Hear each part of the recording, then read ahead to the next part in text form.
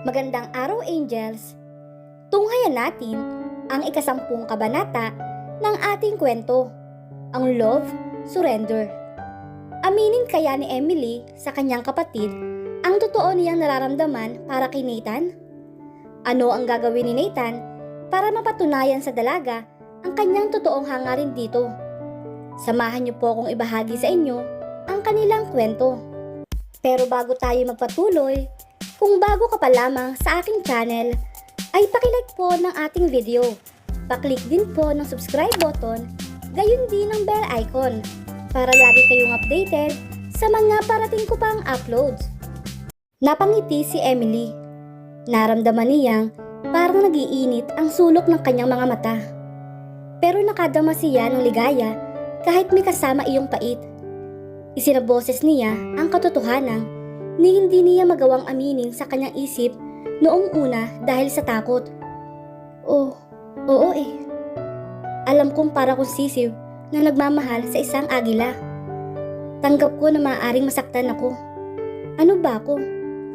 Ano ba siya? Seryosong saad ni Emily. Naaawang tumitig ang kanyang kapatid sa kanya. Nag-aatubiling niyakap siya nito. Pero ate, kung sakali at sobra na, iyong hindi mo na talaga kaya, huwag mo kaming iisipin ni inay ha. Ipangako mo yan sa akin. Wika ni Thunder. Ngumiti si Emily. Oo naman, huwag ka lang umiyak. Agad itong kumalas sa kanya. Ate naman, sinong iiyak? Tanong nito, sabay pahid ng kanyang mga luha. Natatawang, ginulo niya ang buhok ng kapatid habang pinapahid din ang mga luha niya. Nakita niya nang sumulpot uli sa hallway sina Nathan at Chairman Castro.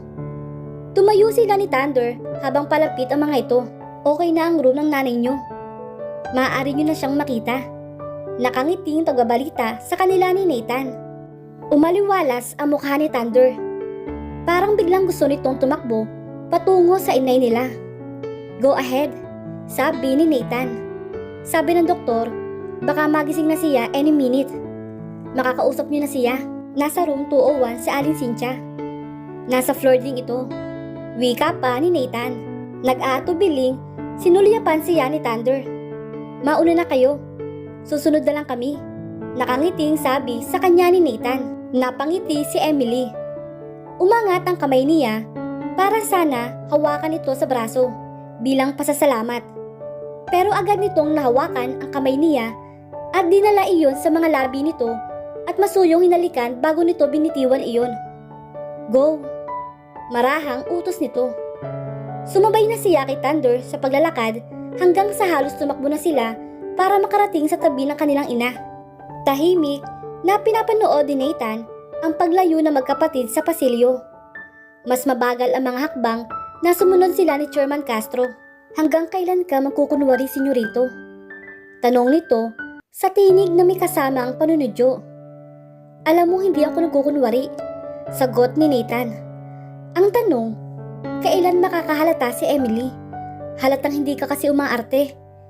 At kapag dumating na si Don Antonio, siguradong mahalata ka rin niya agad. Wika pa ni Chairman. Nagkibit-balikat na lamang si Nathan. He'll just have to go with the flow. Bahagya itong tumawa. Sa tingin ko, masisiyahan siya ng sobra at talaga magpapadala na lamang siya sa Agos. Sana nga. I'd hate it if we can't agree on this. Ayoko may makasira sa mga yun, aniya. Kung ganun, siguraduhin nyo hindi ito makakarating sa inyong ina. Kapag nangyari iyon, tiyak na gagawin niya ang lahat para guluhin kayo ni Emily. Pinanlamigan siya sa sinabi nito. Pwede niyang subukan ang pasensya ko. Hindi ako papayag na isama niya sa kanyang mga laruan ang buhay ko. Wika nito sa malamig na tinig. Ilang araw pa ang lumipas. Nakauwi na sa bagong bahay at okay na ang nanay ni Emily. Batid agad ni Emily kung sino ang dumating sa klase pa lang ng katahimikan bago siya humakbang palabas ng bahay. Napabuntong hininga siya nang makitang nakatayo roon ang kanyang nobyo. May ngiti sa mga labi habang kausap si Chairman Castro sa mahinang tinig. Pero ang mga mata ay nakatutok sa pintong lalabasan niya. Kahit na alam niyang arte lamang iyon, ay natunaw pa rin ang kanyang puso, gaya ng nangyayari tuwing nakikita niya ang pag-aliwalas ng maamo nito ang mukha kapag tinitingnan siya nito, na para bang siya ang paboritong makita ng mga matang iyon, na parang lumilipad ang anumang mabibigat na problemang dala nito kapag nakita na siya. May inimbento na silang kwento ni Thunder para sa kanilang inay tungkol sa kung paano sila nagkakilala ni Nathan. Nakapagtataka nga lang ang pagkakataon na lagi siyang nasa malayo tuwing nasa asyenda ang binata, maliban noong gabing iyon. Noong kabataan kasi nito, tuwing bakasyon lang ito naroroon dahil kung saan saang bansa ito nag-aaral. Kahit na madalas na itong namalagi sa asyenda nang makapagtapos ng pag-aaral, pero nung panahon na iyon, nag-aaral naman sila ni Thunder sa bayan. At kahit noong bumisita ito sa burol ng kanyang ama, nagkataon naman na wala siya. May inaasikasong mga bayarin. Kinuha nila ang inspirasyon ng kwento noong nagtitinda siya. Nanadaanan siya ng sasakyan ng binata at nagkunwari itong bibili dahil nakita siya. Na mula noon, sinasadya ng binata na dumaan sa kalsada tuwing nakikita niya si Emily. Hanggang sa araw nga, na binili nito ang lahat ng gulay na tinda ni Emily para hindi na siya mahirapan pa. Pagkatapos niyon, ay nakahanap sila ng pagkakataong magtagpo lagi ng lihim hanggang sa maging sila na. Sinang-ayuna na lamang ni Nathan ang kwentong iyon. Alam niyang lumuwag ang loob ng inay niya sa nalamang may relasyon sila ni Nathan, kaya nasaksihan nito ang nakita nito noon sa kusina ng bahay nila.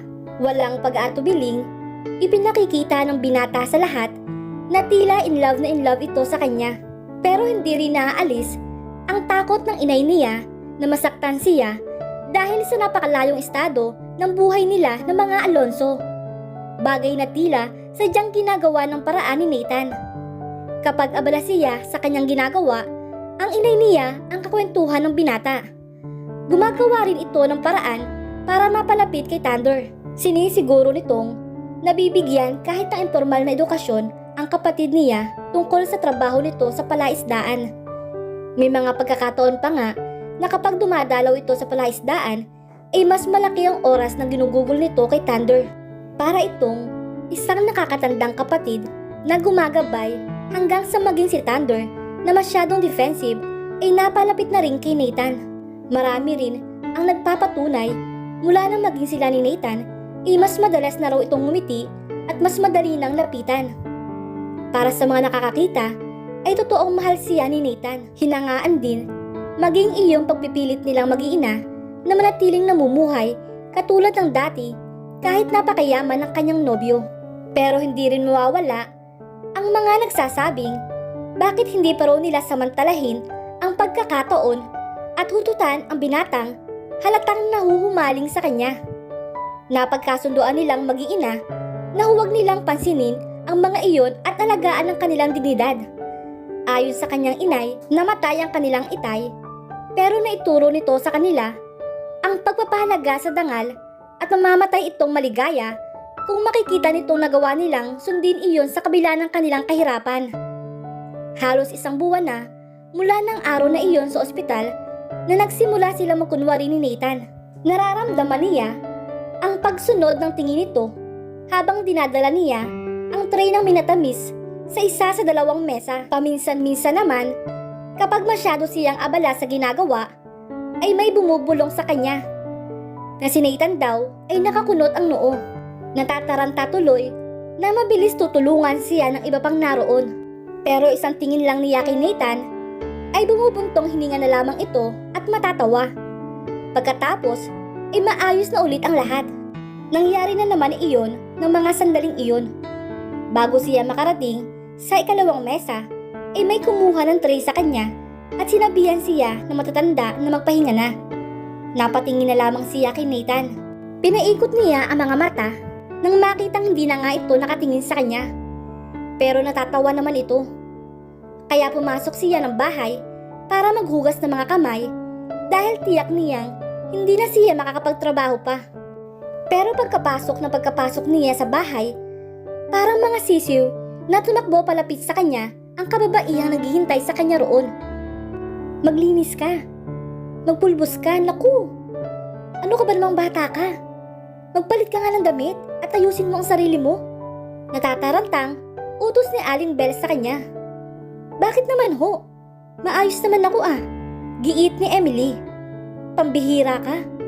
Hindi mo ba siya napansin? Si Don Antonio nasa labas. Kasama ni Senyorito Nathan. Sa narinig, talo pa niya ang kawayang tinusok sa lupa. Para siyang na-stroke. Si Don Antonio? Halos pabulong, natanong ni Emily. Oo. Nasa isang tabi siya at kausap ang matatanda kasama ni Senyorito Brad. Natatarantang, hinanap ng mga mata niya si Thunder. Nakita niyang nasa tabi ito ng inay nila na bahagyang namumutla habang nakaupo sa isa sa mga silya sa sala. Bago pa sila makapag-usap, ay may humila na sa kanya papunta sa kanyang kwarto. Hindi nagtagal, ay hinila naman siya palabas. Naalis na ang suot niyang apron. Naipunsod na ang buhok niya. Nahilamusan at napulbuhan na ang mukha niya. At may suot na bagong blusa, palda at sandalyas sa kanyang mga paa. Pero naninigas pa rin siya sa pagkasindak. Diyos ko, bakit pati sa kanya nagkukunwari kami? Bakit pati sa tatay ni Nathan? Hindi ba siya natatakot? Saka kapag nabisto kami, baka palayasin kami ni Don Antonio dito sa hasyenda. Baka isipin niyang niloloko ko lang ang anak niya. Paano na kami? Bulong niya sa sarili. Natigilan siya. Saan ba patungo ang lahat ng iyon? Matagal na siyang nahulog kay Nathan. Noon pa mang gabing iyon. Alam niyang may naiwan siyang hindi na niya mababawi pa.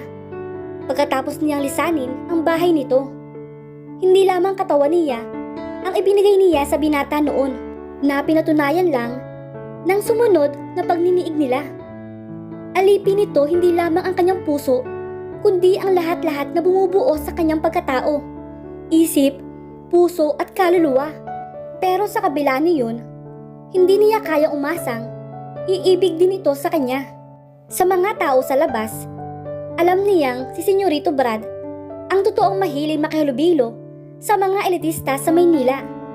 Laman ang larawan nito ng society pages ng mga dyaryo at magazine kasama ng mga sosyal na elitistang iyon. Sa mga larawang iyon niya nakita ang dating nobya ni Nathan na napakaganda, si Heidi Sanchez, na ayon sa balita ay hiwalay na sa lalaking ipinalit nito kay Nathan. Ayon pa sa artikulo, magkabalikan na raw kaya ito at ang dating nobyo na ayon sa mga balita ay nagmumukmok sa hasyenda nito para bumawi sa heartbreak na dulot ng paghiwalay ng mga ito.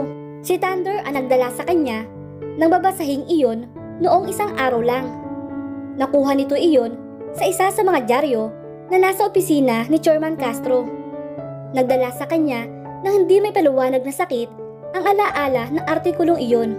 Kaya sandali siyang napapikit. Sandaling sumuray. Isa ring malinaw na desisyon ang nagdala ng liwanag sa isip niya ng mga sandaling iyon. At dito na po nagtatapos ang 10 kabanata ng Love, Surrender. Paano haharapin ni Emily ang ama ni Nathan na si Don Antonio? Mapaniwala kaya nila ang Don sa kanilang pagpapanggap? Sana ay muli niyo po akong samahan sa mga susunod pang kabanata. Maraming salamat po.